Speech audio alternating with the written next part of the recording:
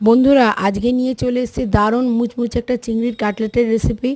দেখো তার জন্য তৈরি করে নিয়েছি একটা ব্যাটারে কি কি লাগছে স্ক্রিনের মধ্যে দেয়া আছে। আর নিয়ে নিয়েছি 4-5টা বাগদা চিংড়ি, মাথা লেজ বাদ দিয়ে মাঝখান থেকে কেটে চিড়ে ম্যারিনেট করে নিয়েছি। কি কি লাগছে সেটাও স্ক্রিনে দেওয়া আছে। এবার চলে যাই পরের প্রসেসে কিভাবে ভাজছি।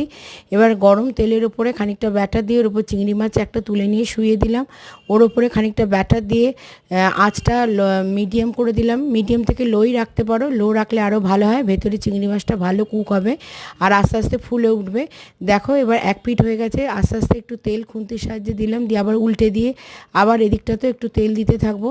যত এটা আস্তে আস্তে ভাজা হবে ততই এটার ক্রিসপিনেসটা ভালো হবে, খেতেও ভালো হবে আর ক্রাঞ্চি হবে।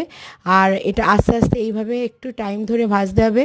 টাইম ধরে ভাজলে পরে ক্রিসপিনেসটা এতটাই ভালো হবে যে এটা তোমরা চা কফি হিসেবে স্ন্যাক্স হিসেবে ইউজ করতে পারো। আবার এটা তোমরা ভাত বা রুটির সাথেও হয়তো লাঞ্চ বা ডিনারেও এটাকে তোমরা ব্যবহার করতে পারো, খেতে খুব ভালো লাগে।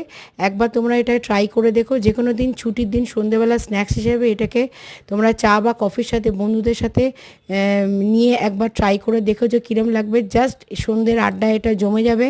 এটা কাসুন্দি বা সসের সাথে সার্ভ করলে এটার টেস্ট যা লাগবে তার টেস্ট বলে বোঝানো যাবে না, জাস্ট অতুলনীয়, অসম।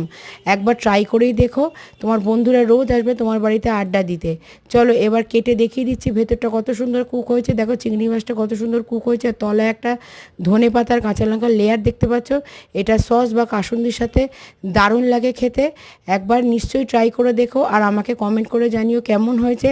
দেখো দুটো দিকের পোর্শনই দেখাচ্ছি কত সুন্দর লাগছে। আমি তোমাদের দেখানোর জন্য দুটো ভেজে নিয়েছিলাম।